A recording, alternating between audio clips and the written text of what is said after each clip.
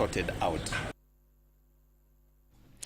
Jatend migawo mar somo Ogamba Migosa gi nyawadgi bad migawo mar omenda John Mbadi nitiere ne ochope nyima jokanyo ma komiti ma bende ochung'ne weche mag somo od bura ma bende dwaro yo ma inyalo tiek godo wach mar ng'anyo mag jopuonj mag mbalariany ma bende odonjo jumbe mar 7 odiochieng' ma kawuono ni.